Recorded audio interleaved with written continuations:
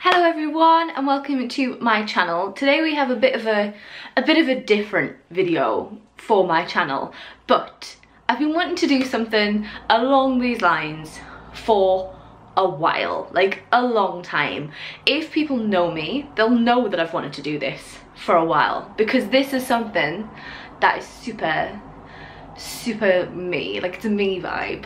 I am very passionate about talking about sex, and that is what this video is the beginning of this on my channel. I like to talk about sex. I don't think we should be ashamed about sex. I don't think that anybody should worry about sex and feel like they can't talk about it. So I like to do that in my everyday life. I like to talk about sex. I make people feel uncomfortable because I talk about sex and everything surrounding that. If you guys have seen some of my other videos, you might know that I was on the committee at university for Sexpression, which is teaching sex ed in schools, and obviously I did a little bit of that as well as being on committee. So I know a little bit about sex education. Not loads. I'm not claiming that I did loads and loads of teaching sessions. I'm not claiming that I am a sex educator, but this is what I like to do, and this is what I want to be part of my channel because it's part of me. It was kind of like when I did the Waterstones haul. I love doing that because I love books. So I'm doing this because I love talking about sex. I'm gonna try and keep this a short video because I don't want to blabber on, because this is one risky part of doing a video about sex. I will ramble on for ages about it, so I'm going to try and keep it short. One thing I just want to quickly say is, if you know me and you don't want to know details about me and my sex life, maybe don't watch this video. If you're family, hello, I love you, thank you for watching this video, but if you're not prepared to know about details about me and you don't think that you should know that, maybe just turn off now. Okay, so hopefully anybody who's uncomfortable with knowing about me is gone, and some of this is probably going to include a little bit about me because, you know, it makes it a little bit more easy to talk about and why I think these points are important to include. This video is about 5 things that you won't learn in sex education in school, like informal sex ed, that I think you need to know. Obviously, some of these points you might have been taught in sex education. If you have, I'm so grateful that you had a good sex education, or I mean, it could have just been one good point and the rest of it could have been bad, but hopefully not. Hopefully you learnt this because you had a good sex education. I did not have a good sex education. It wasn't good. I mean, it's not as bad as what I've heard some people having. I've heard some horror stories about what people have been taught, especially in religious schools, but never mind. If you want to know more about my sex education, please comment and I'll do a video on that. But mine was atrocious, and I did not know anywhere near as many things as I should have, and I'm probably going to come to this in some of the points. But let's get on to point number 1. Point number 1 is that sex should not be painful for either party, whether you're female, male, whatever you are or have done there. Sex should not be painful. I think there's a very kind of common myth or misconception that the first time a female or someone with a vagina has sex, it's gonna be painful, and I'm here to tell you it does not have to be painful. As long as the person with the vagina has been sufficiently aroused and is comfortable, it does not have to hurt. And if you've been told by the person you're having sex with this is gonna hurt and they're gonna power through that no matter what, maybe reevaluate whether you want to have sex with that person, because it shouldn't have to hurt. It shouldn't. You are able to get your body into a good enough position that it doesn't hurt at any point. Not that, like, not in the first time, I mean, I've talked a little bit about that, but not any point. If you are powering through having sex hurting, you need to go see a health professional about this.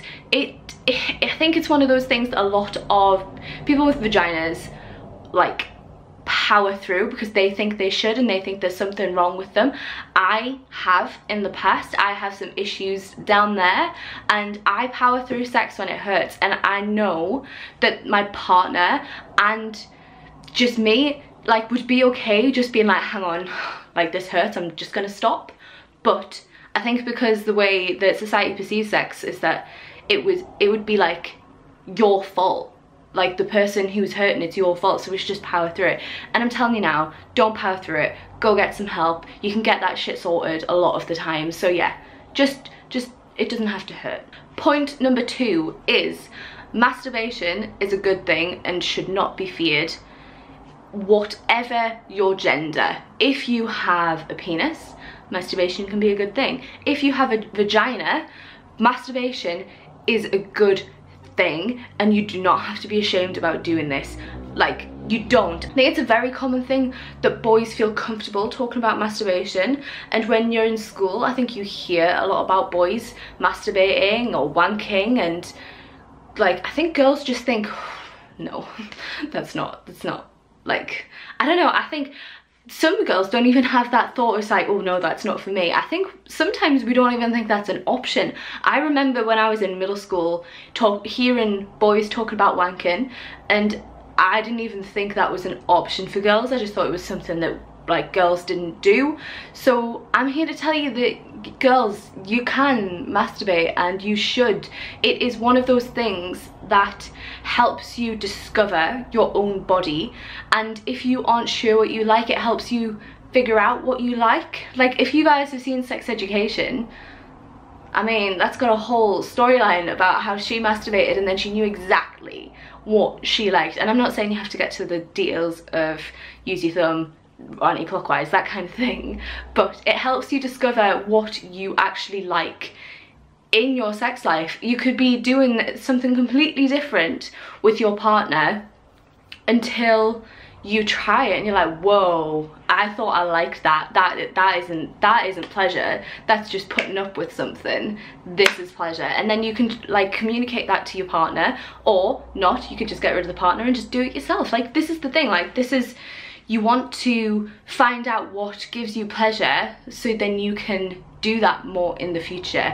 I personally didn't masturbate until Jack told me to, and I don't know how, I don't know, I don't, like, the thing is with like my personal sex life is that I didn't know a lot about my body until I met Jack, and Jack helped me figure things out with that. If you're new to my channel, Jack's my partner. We've been together since I was 14, so we've been together 9 years, so we've been in a long-term relationship, and I didn't know anything about myself until he told me, and I didn't know what I personally liked until that started happening. So masturbation is a good thing, and don't be ashamed of it.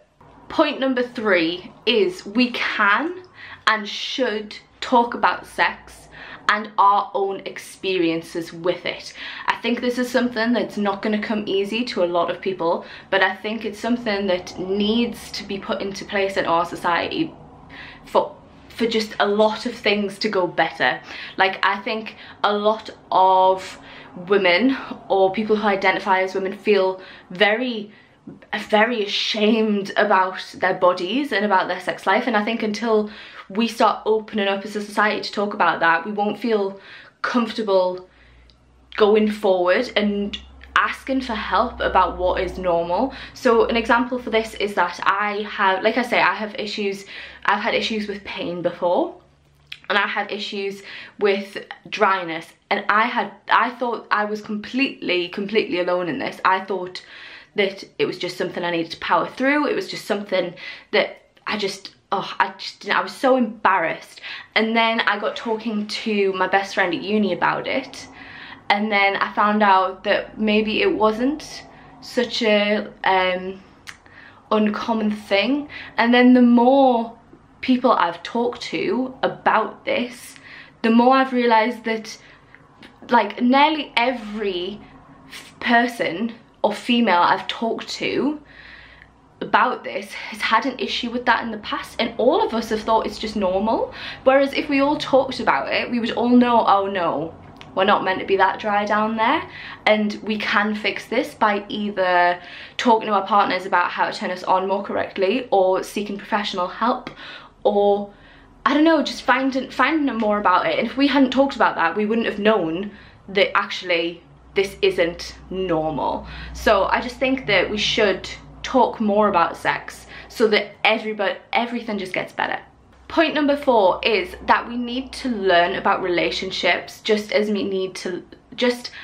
as we need to learn about sex, but you don't need to follow the standard rules for this. You can make your own rules. So we'll break this apart. So the first part, you need to learn about relationships as much as you need to learn about sex, because you can obviously have sex without a relationship. There's nothing wrong with that. That's another thing. Like, you don't need to be in a relationship to have sex, but if you are having sex and you're in a relationship, it's just as important to learn about the relationship and how to be in a relationship and what is expected of you and your partner and how to be happy together, just as much as it is about sex. And the reason I'm including this in here is because a lot of sex educators, we also call ourselves like sex and relationship educators, because they come hand in hand.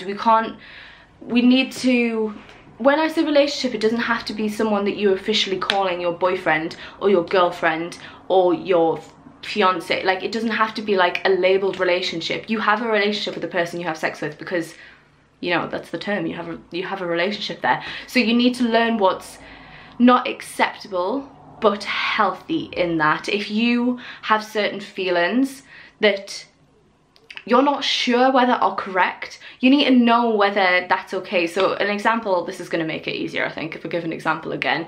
If you are feeling that you are being pressured to do anything, let's take sex as an example, you need to know that that's, like, people need to know that this isn't okay, and that doesn't need to come with a relationship, the pressure to have sex. You don't have to have sex in a relationship, but we need to learn about relationships to know that that is not okay. And there are so many different things like that people think just come hand in hand with being in a relationship, and they're not. You don't have to put yourself through that. So we also need to learn about relationships as well as sex. The second part of that is, but you can make your own rules. You don't have to have the same relationship as your best friend does, or as what you see on TV and films. Like, this is not something that is a standardized thing and that is how you do it. This is your life. You dictate the rules. If you want to be in a relationship with 3 people and they are happy with being in a relationship with you and those other 2 people, that is what you do. You do not have to be, I am a male, so I need to be in a relationship with a female and we need to go down the route of getting married and having kids. And it doesn't even have to be like that kind of big scale thing. Just if you want to be a certain way in a relationship, you make your own rules. As long as you are not hurting anybody, as long as you're not breaking the law, do what you want. Like, it's your relationship. Don't feel like you have to conform to society's expectations of a relationship. And if you're getting pressure thrown your way, like, ask them what's going on in their relationship. Like, you just don't have to do that. Like, just go with the flow of your relationship and make your own rules. You don't have to do what other people are doing, but what you want to do with your partner or partners is your business and no one else's. Point number 5, last and final point, is that sex toys and lube are not exotic, and don't let anybody make you think that they are exotic and that they are a little bit fancy. They're not. They are completely normal. If you feel like you can't ask someone to use lube because it's exotic and fancy, no, use lube. Like, it's not an exotic thing. I mentioned lube in a conversation with an older gentleman because this is what I do, and he was like, whoa, don't know about that, it's a bit fancy. And I was like, I feel sorry for your wife. Like, if you think lube is exotic, like, the poor woman. If what you need in your sex life is sex toys and lube to get you going, to get you in the mood, to get you to be able to have sex pain-free, you use them, and do not let anybody try and tell you that it is fancy to use them. It's not. Like, just you do what you need to get where you want to be. If you don't want to be there, that's fine, just don't do it. But if you want to use sex toys and lube, it's normal and you don't have to feel bad about it. And that is all of my points. It's not all of my points. I have a lot more points to make about things that you should learn in sex ed. This is kind of the whole deal with me wanting to do videos. I have a lot of these points, but I've pinned it down to 5 for now. And I hope this video was useful. I don't know if it's just a bit of a rant, but I hope somebody enjoyed watching it. I've tried to keep it short and sweet, so I mean, I think I've done okay with that. If you enjoyed, please make sure to leave the video a like and a comment. Please, like, if you guys have anything that you want other people to know, please leave a comment below. And I hope I didn't freak anybody out or give too much information, but like I say, we need to talk about things more. So I'm gonna lead the way on my channel, as well as all the other sex educators and people who talk about sex on social media. I want to be part of that because, like I say, it just needs to happen more. So yeah, thank you again for watching the video. If you aren't subscribed already, please make sure to subscribe and put the notification bell on. If you want to see any specific types of sex kind of videos, please leave a comment and I will try and get around to making them. Okay, bye chickpeas. Mwah.